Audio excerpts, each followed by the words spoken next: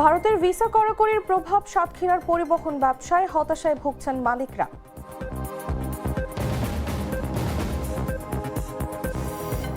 কুমিল্লায় চালু হলো দেশের প্রথম স্বয়ংক্রিয় জ্বালানি বিপণন ডিপো, পরিবহন ব্যয় ও সময় সাশ্রয়ের প্রত্যাশা।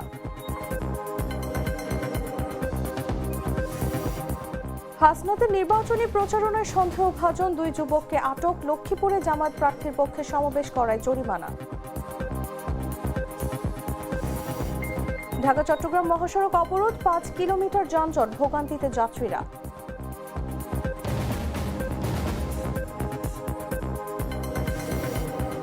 এবং ফেনীতে গ্রামীণ ব্যাংকের কার্যালয়ে দুর্বৃত্তের আগুন, পাবনায় মাহফিলে দোকান বসানো নিয়ে বিরোধ, ছুরিকাঘাতে যুবকের মৃত্যু।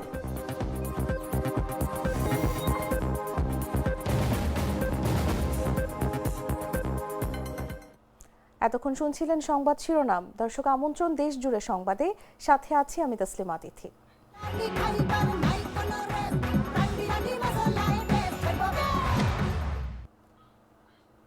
চলে যাচ্ছি পুরো খবরে। ভারতের ভিসা কড়াকড়ির প্রভাব পড়েছে সাতক্ষীরার ভোমরা স্থলবন্দরে। ৫ আগস্টের রাজনৈতিক পট পরিবর্তনের পর থেকে পর্যটক ভিসা পুরোপুরি বন্ধ, মেডিকেল ভিসার সংখ্যাও কম। ফলে ভোমরা দিয়ে দিনে যাতায়াতকারীর সংখ্যা ১০০-র নিচে নেমেছে, যার প্রভাব পড়েছে পরিবহন ব্যবসায়ও। বেনাপোলের মতো ইমিগ্রেশনের সমস্যা কিংবা যাত্রীর চাপ এখানে তুলনামূলক কম হওয়ায় বহু মানুষ এই পথ বেছে নিচ্ছিলেন। সম্ভাবনা দেখে অন্য ব্যবসার পাশাপাশি পরিবহন সেক্টরেও অনেকে বিনিয়োগ করেন। ভারতে প্রবেশে ভিসা কড়াকড়ির পর ভোমরা বন্দর কেন্দ্রিক অনেকে কাজ হারিয়েছে, বন্ধ হয়েছে অনেক ব্যবসা, ক্ষতিগ্রস্ত হয়েছে পরিবহন সেক্টর। সাতক্ষীরায় একটি ভারতীয় ভিসা সেন্টারও ছিল, যেটা সম্প্রতি বন্ধ ঘোষণা করা হয়েছে। ফলে সাতক্ষীরার নিকটবর্তী ভোমরা স্থল বন্দর দিয়ে বাণিজ্যিক ও যাত্রী যাতায়াত কমে যাওয়ায় সেখানকার পরিবহনগুলোতে উল্লেখযোগ্য সংখ্যক যাত্রী কমেছে। কমে গেছে প্রতিদিনের নিয়মিত পরিবহনের ট্রিপের সংখ্যাও। পরিবহন মালিকরা বলছেন, পদ্মা সেতু চালুর পরে কিছুদিন সাতক্ষীরার গাড়ির ব্যবসাও সম্প্রসারিত হয়েছিল, যা এখন ভারত বাংলাদেশ বৈরী সম্পর্কে মুখ থুবড়ে পড়েছে। বিনিয়োগ করে চরম হতাশায় ভুগছেন অনেক পরিবহন মালিক।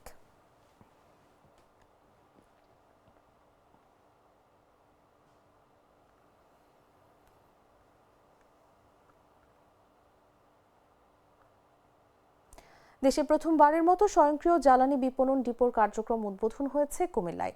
পেট্রোলিয়াম কর্পোরেশনের উদ্যোগে চালু হওয়া এই ডিপো থেকে কুমিল্লা, লক্ষ্মীপুর, ফেনী ও নোয়াখালীতে পেট্রোলিয়াম জ্বালানি সরবরাহ করা হবে। বুধবার বরুড়া উপজেলার কুমিল্লা চাঁদপুর আঞ্চলিক মহাসড়ক সংলগ্ন মগবাড়ি এলাকায় ডিপোটির আনুষ্ঠানিক উদ্বোধন করা হয়। স্বয়ংক্রিয় ব্যবস্থায় পরিচালিত এই ডিপোর মাধ্যমে দ্রুত জ্বালানি সরবরাহের পাশাপাশি পরিবহন ব্যয় ও সময় সাশ্রয় হবে বলে জানিয়েছেন ডিপো সংশ্লিষ্ট ব্যক্তিরা। উদ্বোধনী অনুষ্ঠানে প্রধান অতিথির বক্তব্যে বাংলাদেশ পেট্রোলিয়াম কর্পোরেশনের চেয়ারম্যান আমিনুল আহসান বলেন, দেশের ইতিহাসে এই প্রথম অটোমেটেড পেট্রোলিয়াম ডিপোর যাত্রা শুরু হলো, যা জ্বালানি খাতে একটি নতুন মাইলফলক। এই ডিপো থেকে কোনো ধরনের হাতের স্পর্শ ছাড়াই আধুনিক প্রযুক্তি ব্যবহারের মাধ্যমে জ্বালানি গ্রহণ, মজুত ও বিতরণ কার্যক্রম পরিচালিত হবে। এতে কুমিল্লা ও আশপাশের জেলাগুলোতে দ্রুত সময়ে জ্বালানি সরবরাহ নিশ্চিত হওয়ার পাশাপাশি পরিবহন ব্যয় উল্লেখযোগ্যভাবে কমে আসবে। এতদিন যে গতানুগতিক ডিপো ছিল সেটার বাইরে এসে এটা টোটালি অটোমেটেড। আপনারা দেখেছেন ঢাকা থেকে চট্টগ্রাম থেকে ঢাকা ২৫০ কিলোমিটার পাইপ লাইন হয়েছে। সেই পাইপ লাইনের সুবিধা পাচ্ছে এই ডিপো মাঝখানে কুমিল্লার এই বরুড়া বা লালমাইয়ের। এখানে আপনার পাইপ লাইনে চট্টগ্রাম থেকে তেল চলে আসবে এবং এখান থেকে আমাদের ট্যাঙ্ক লরি, ট্যাঙ্ক ওনার্স বা পেট্রোল পাম্প মালিক সমিতিরা যে অটোমেটিক লোডিং আর্মের মাধ্যমে নিবে মিটারের মাধ্যমে, এবং আরএফকিউ মানে যে আপনার কার্ড আছে, আরএফআইডি কার্ড, সেই কার্ড থাকবে, তারা পাঞ্চ করবে, নিজে নিজেই তেল নিয়ে চলে যাবে। কেউ ৪,০০০ মানে ৪,৫০০ লিটার বা ৯,০০০ লিটার, ১৩,৫০০ লিটার ট্যাঙ্ক ভরে নিয়ে চলে যাবে। এবং এইটা পুরো গেট কন্ট্রোল থেকে সবকিছুই অটোমেটিক সিস্টেমে করা আছে। ওয়েইং মেশিন আছে এখানে, ওয়েটিং লাউঞ্জ থেকে শুরু করে কিউই জোন আছে, এভরিথিং ইজ হিয়ার। জাতীয় নাগরিক পার্টির দক্ষিণাঞ্চলের মুখ্য সংগঠক ও কুমিল্লা ৪ আসনে দলটির মনোনীত প্রার্থী হাসনাত আব্দুল্লাহ নির্বাচনী প্রচারণা থেকে রবিউল ও সজীব নামে সন্দেহভাজন দুই যুবককে আটক করে দেবিদ্বার থানা পুলিশ। পরে প্রাথমিক জিজ্ঞাসাবাদ করে ছেড়ে দেওয়া হয়। বুধবার বিকেলে উপজেলার এলাহাবাদ ইউনিয়নে নির্বাচনী প্রচারণাকালে ঘটনা ঘটে। জানা যায়, বিকেল ৩:৩০টার দিকে দেবিদ্বারে নির্বাচনী প্রচারণা শুরু করেন হাসনাত আব্দুল্লাহ।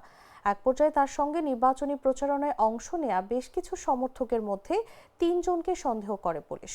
এরপর দুজনকে আটক করে প্রাথমিক জিজ্ঞাসাবাদ করা হয়। সেখানে স্থানীয়দের সহায়তায় পরিচয় নিশ্চিত হয়ে তাদেরকে ছেড়ে দেওয়া হয়। এর আগে শুক্রবার রাজধানীর বিজয়নগর এলাকায় প্রচারণা শেষে ফেরার পথে গুলিবিদ্ধ হন ইনকিলাব মঞ্চের মুখপাত্র এবং ঢাকা ৮ আসনের সম্ভাব্য স্বতন্ত্র প্রার্থী শরীফ ওসমান হাদী। এরপরই ছড়িয়ে পড়ে আতঙ্ক। গোয়েন্দা তথ্যানুযায়ী শুধু হাদিই নয়, হিট লিস্টে ১০ জনের নাম রয়েছে। এ তালিকায় হাসনাত আবদুল্লাহর নামও রয়েছে। শুনছি বাংলাদেশ হাইকমিশনকে নাকি ভারত ঢাকায় ধমক দিছে। লক্ষ্মীপুরে নির্বাচনী আচরণবিধি লঙ্ঘন করে সভা করায় জামায়াত ইসলামীর এক নেতাকে ৫,০০০ টাকা জরিমানা করেছেন ভ্রাম্যমাণ আদালত। বুধবার বিকেলে সদর উপজেলার জকসিন এলাকায় এই ঘটনা ঘটে। জানা গেছে, বিকেলে পৌরসভার জকসিন এলাকায় একটি বাড়িতে লক্ষ্মীপুর ৩ আসনের জামায়াতের প্রার্থী ও ঢাকা মহানগরীর উত্তর জামায়াতের সেক্রেটারি রেজাউল করিমের পক্ষে সমাবেশের আয়োজন করা হয়। তফসিল ঘোষণার পর এখন সভা সমাবেশ করলে আচরণবিধি লঙ্ঘন হয়।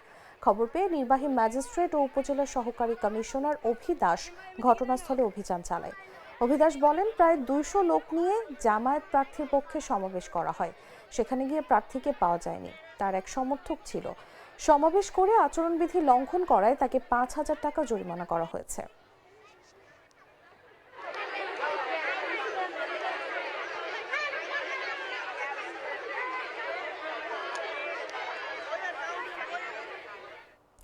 মাত্র ১৮ কাঠা জমি, অথচ সেই অল্প জমিতে একসঙ্গে ফলছে ২৬ রকমের সবজি।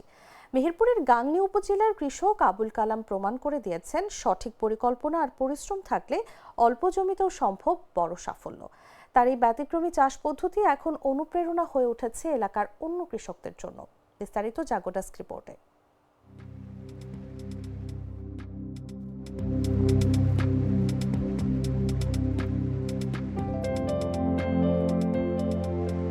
মেহেরপুরের গাংনী উপজেলার এক টুকরো সবুজ জমি।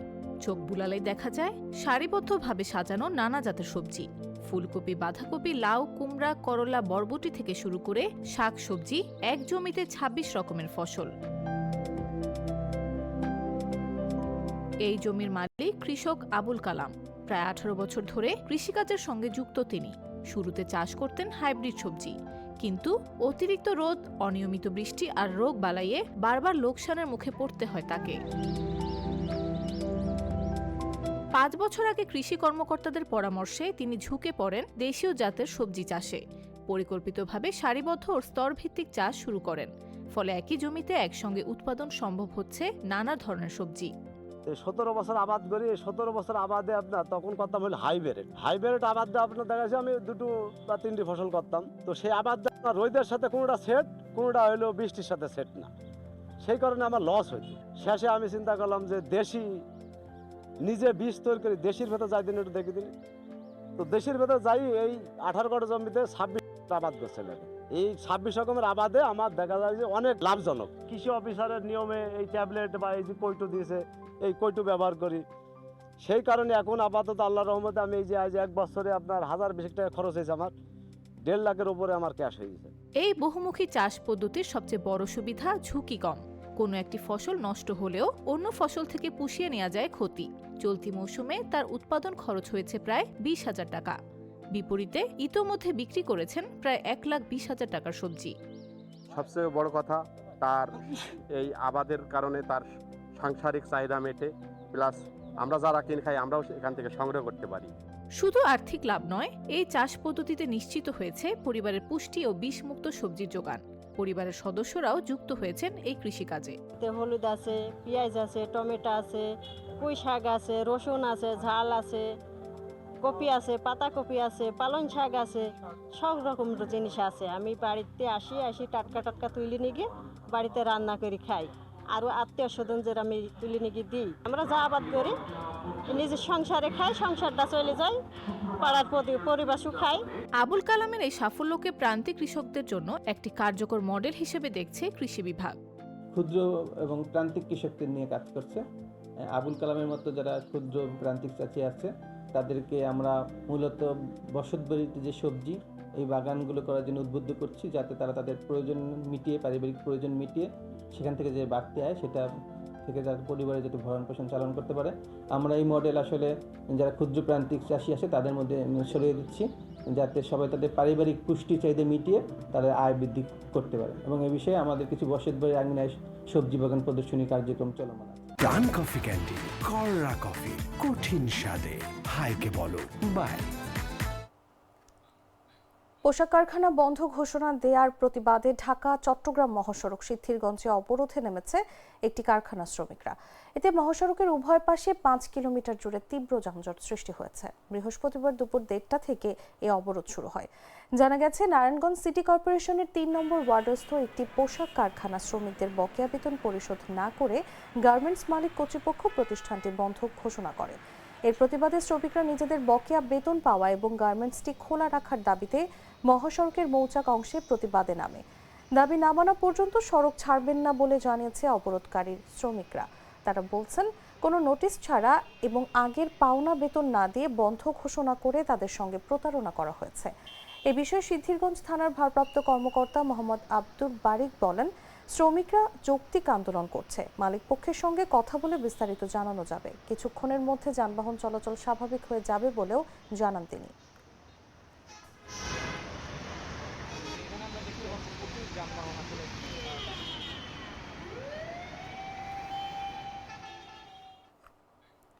ফেনীতে গ্রামীণ ব্যাংকের কার্যালয়ে আগুন দিয়েছে দুর্বৃত্তরা। বুধবার দিবাগত রাত 3:30টার দিকে ফেনী সদর উপজেলার সরস্বতী বাজারে এই ঘটনা ঘটে। এতে 3টি মোটরসাইকেল পুড়ে যায়। জানা যায়, সরস্বতী বাজারে গ্রামীণ ব্যাংকের ওই শাখায় অফিসের কাজ শেষ করে প্রতিদিনের মতো বুধবারও ভবনের 2য় তলায় ঘুমিয়ে পড়েন কর্মকর্তা-কর্মচারীরা। রাত 3:40 সময় নিচতলার সিঁড়িঘরের কোলাপসিবল গেটের ভেতরে আগুন দেয় দুর্বৃত্তরা। তাৎক্ষণিক নিরাপত্তা প্রহরী চিৎকার শুরু করলে দ্রুত উপরে থাকা ব্যক্তিরা নিচে এসে আগুন নিয়ন্ত্রণের চেষ্টা চালায়। খবর পেয়ে দমকল বাহিনীর সদস্যরা ঘটনাস্থলে পৌঁছে আগুন নিয়ন্ত্রণে আনেন। গ্রামীণ ব্যাংক সরস্বতী শাখার ব্যবস্থাপক অশোক কুমার দেবনাথ বলেন, আগুনের সিঁড়িঘরে থাকা 3টি মোটরসাইকেল ও 2টি বসার বেঞ্চ পুড়ে গেছে। এ ঘটনায় ঊর্ধ্বতন কর্তৃপক্ষের নির্দেশ অনুযায়ী পরবর্তী কার্যক্রম নেওয়া হবে।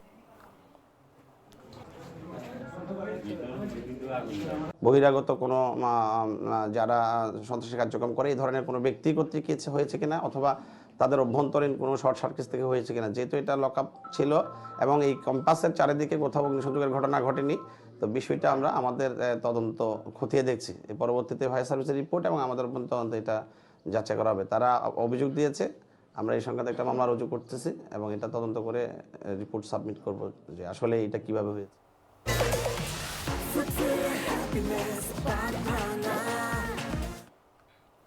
পাবনা শহরের বাস টার্মিনাল এলাকার দারুল আমান ট্রাস্টের ওয়াজ মাহফিলে দোকান বসানোকে কেন্দ্র করে বিরোধে ছুরিকাঘাতে সুজন মোল্লা নামের এক যুবক নিহত হয়েছেন। বুধবার রাতে রাজশাহী মেডিকেল হাসপাতালে নেয়ার পথে মারা যান তিনি। এদিন সকালে শহরের দারুল আমান ট্রাস্ট এলাকায় ছুরিকাঘাতের ঘটনা ঘটে। এ ঘটনায় সোহান ইসলাম নামের এক তরুণকে আটক করেছে পুলিশ। বিষয়টি নিশ্চিত করেছেন পাবনা সদর থানার ওসি দুলাল হোসেন। পুলিশ ও স্থানীয় সূত্র জানায়, দারুল আমান ট্রাস্ট আয়োজিত ওয়াজ মাহফিল উপলক্ষে পাবনা কেন্দ্রীয় বাস টার্মিনালের ট্রাস্ট এলাকায় দোকান বসানো নিয়ে বুধবার সকালে সুজন ও সোহানের মধ্যে বাকবিতণ্ডা হয়। এক পর্যায়ে উত্তপ্ত পরিস্থিতি সৃষ্টি হলে সোহান ধারালো ছুরি দিয়ে সুজনকে আঘাত করেন। স্থানীয়রা গুরুতর আহত অবস্থায় সুজনকে উদ্ধার করে পাবনা জেনারেল হাসপাতালে নিয়ে যান। পরে অবস্থার অবনতি হওয়ায় তাকে রাজশাহী মেডিকেল হাসপাতালে নেয়ার পথে সন্ধ্যায় তার মৃত্যু হয়।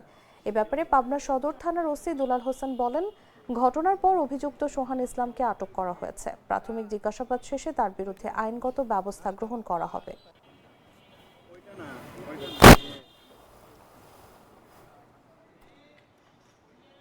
সংবাদ শেষ করার আগে শিরোনামগুলো জানিয়ে দিচ্ছি আরও একবার।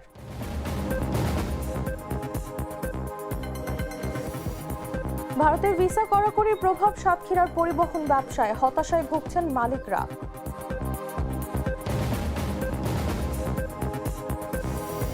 কুমিল্লায় চালু হলো দেশের প্রথম স্বয়ংক্রিয় জ্বালানি বিপণন ডিপো, পরিবহন ব্যয় ও সময় সাশ্রয়ের প্রত্যাশা।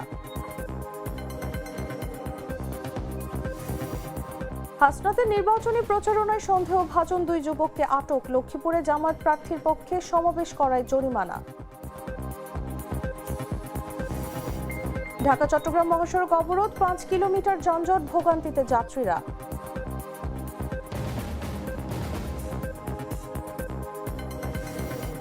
এবং ফেনীতে গ্রামীণ ব্যাংকের কার্যালয়ে দুর্বৃত্তের আগুন, পাবনায় মাহফিলের দোকান বসানো নিয়ে বিরোধ, ছুরিকাঘাতে যুবকের মৃত্যু।